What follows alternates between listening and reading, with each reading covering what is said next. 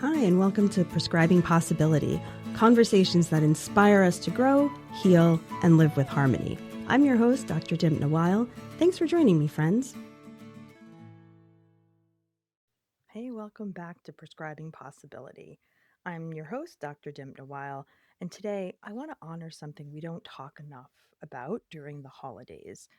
This time of year can feel like a lot, especially for the people who tend to everyone else. For the caregivers, the overfunctioners, for the steady ones, responsible ones, and the ones who hold up the entire emotional ecosystem without applause. Thanksgiving often comes with this script: be grateful, be joyful, be present, be thankful. But what if you're tired? Or what if you're stretched thin? What if you've had a year that asked more of you than you ever intended to give? Today's episode is for you. This is not a storybook gratitude practice.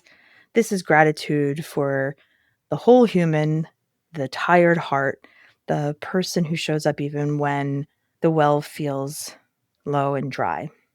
So I would love to explore 3 forms of gratitude that we rarely name, but they might be the most important ones of all. They are the hidden labor of gratitude, slow retrospective gratitude, and gratitude for what we've released. Let's begin. So I think we'll start with the hidden labor of gratitude. There's a truth that no one really says aloud, but gratitude as a practice can seem exhausting. And not because we don't want to feel it or because we don't have that experience, but because gratitude in some ways has become a form of emotional labor. It's like a performance, this kind of quiet expectation that caregivers in particular must express thanks while juggling impossible demands. And by caregivers, I do mean I use that term quite broadly. So I'm speaking about anyone who feels they give and care for or tend to another person in their life. So these are teachers, social workers, parents, adult children caring for their parents. So I use it a little more broadly. And I feel like for caregivers in particular, gratitude often becomes like another thing to remember, another item to manage, or an emotional responsibility, where you feel like you need to just kind of hold it together. So in that sense, we have people who may identify with, balancing those aging parents, parenting children, managing chronic illness. Maybe you're working in systems that are stretched to their seams. You're perhaps holding the emotional pulse of an entire household. Maybe you're tending to patients or clients or students or communities. And then somewhere between all of that, you're told, be grateful. And that it can feel like just another thing to do. And that's where kind of our nervous system comes in, because our bodies don't experience gratitude on command, right? The parasympathetic nervous system, which is our rest, digest, restore system, it needs to feel safe and grounded and supported before gratitude can rise naturally. So, what I want to share is that if gratitude feels hard this year, nothing's wrong with you. Your nervous system is just telling the truth, and your heart is telling the truth. Maybe you've carried a whole lot more than most people will ever see, and that matters. So, I'd love to just pause here for a moment, because I'd like to invite you to consider like a little mini reflection. So ask yourself, what is one moment this year where you carried something silently?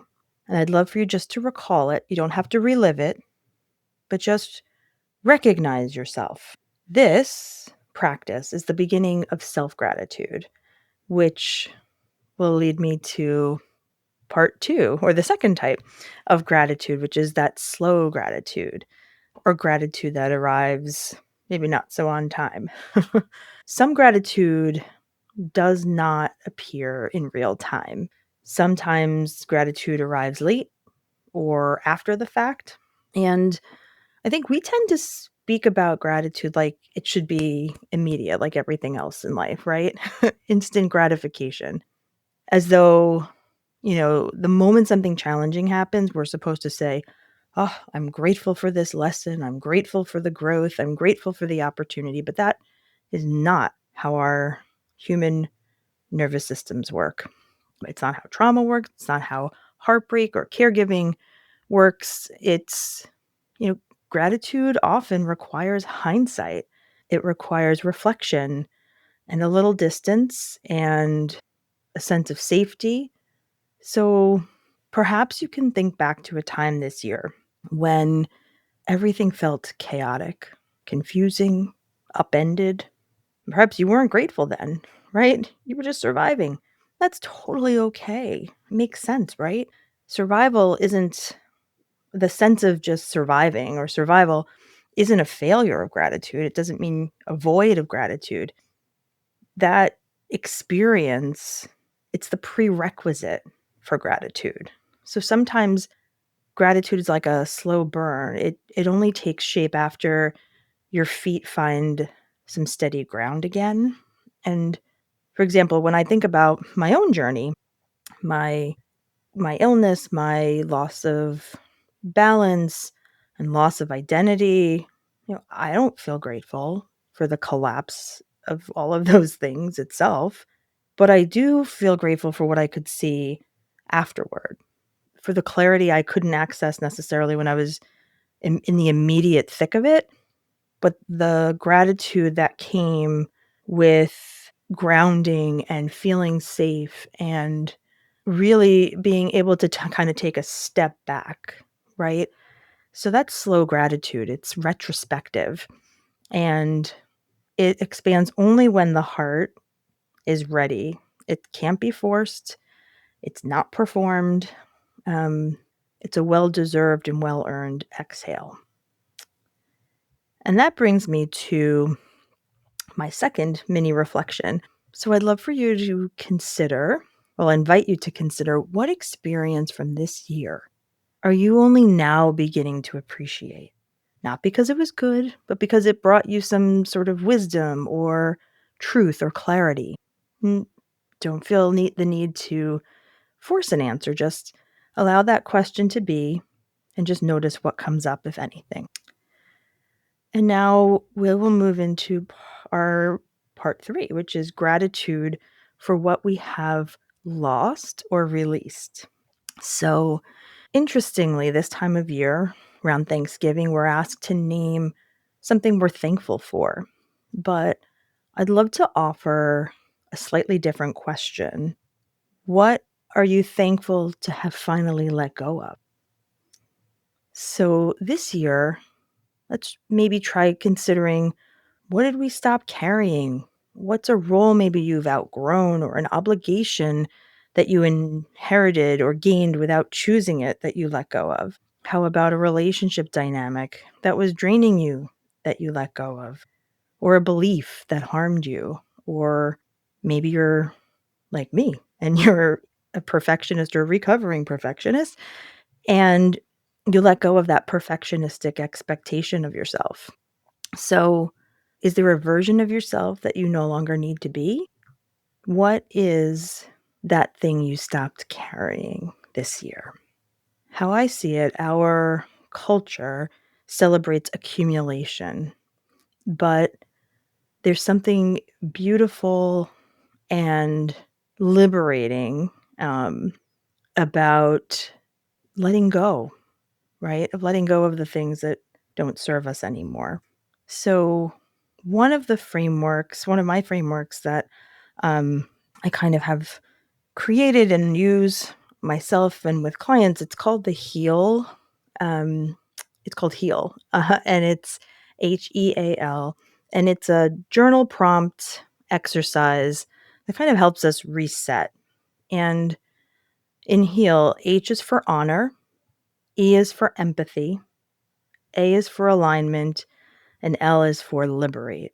And that final pillar, liberate, is not about fixing yourself. It's about freeing yourself. So every time we set something down, we create space for us to breathe, for expansion, for clarity. Releasing things that don't serve us opens up a window, or it makes room. It restores harmony to our lives.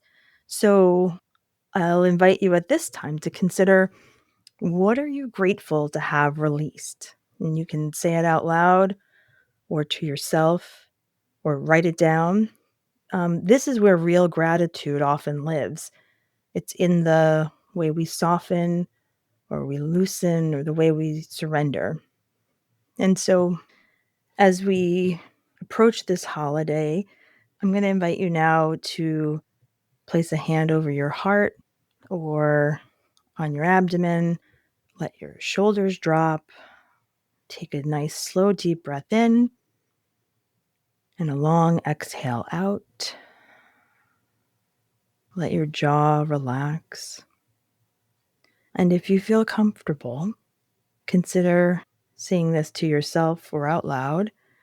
I've carried so much. I honor myself, and I release what no longer belongs to me. And let this be enough. So, as kind of wrap up this solo holiday episode, I have a few things I would like to share. It's kind of like a little bit of a poem or a blessing that I hope serves you. May you honor the unseen work you do. May gratitude find you gently in its own time. May you be proud of what you set down this year. And may you feel, even briefly, the grace of being held by your own tenderness. Happy Thanksgiving, my friends.